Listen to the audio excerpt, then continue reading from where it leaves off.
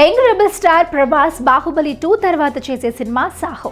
ఈ చిత్రానికి రన్ రాజా run fame Sujith దర్శకత్వం వహిస్తున్నారు. ఈ భారీ చిత్రాన్ని యూవీ క్రియేషన్ సంస్థ నిర్మిస్తోంది. తెలుగు, తమిళ, హిందీ భాషల్లో 150 కోట్లతో ఈ చిత్రాన్ని నిర్మిస్తున్నారు. బాహుబలి 2 రిలీజ్ రోజున సాహో టీజర్ రిలీజ్ చేశారు.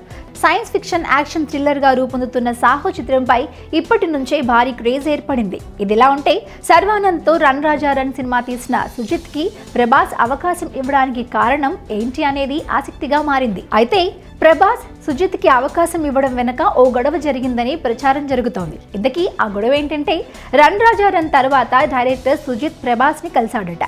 అయితే ప్రభాస్ మాత్రం సుజిత్ ని అంత సీరియస్ గా తీసుకోలేదట. ఇంకా చెప్పాలంటే సుజిత్ ని కాస్త మందలించాడట. రన్ రాజా రన్ సక్సెస్ తర్వాత ప్రభాస్ సుజిత్ తో మాట్లాడి తన కోసం కథ రెడీ చేయమని చెప్పాడట. అయితే ప్రభాస్ ఆఫర్ ని సుజిత్ అంత సీరియస్ గా తీసుకోలేదట.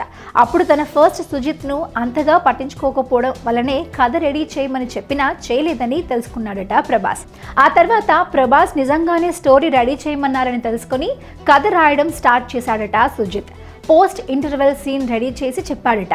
అప్పుడు Prabhas positive thinking, energy levels బాగా నచ్చటంతో సుజిత్ 2015 జనవరిలో సాహో ఫుల్ స్టోరీ నేరేట్ చేశారట.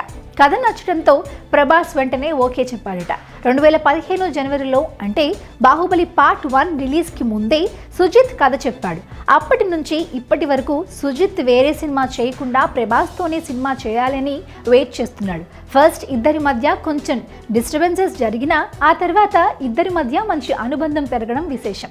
2015లో కథ పూర్తయిన సాహో సినిమా 2018 జనవరిలో ప్రేక్షకుల ముందుకు రాబోతోంది.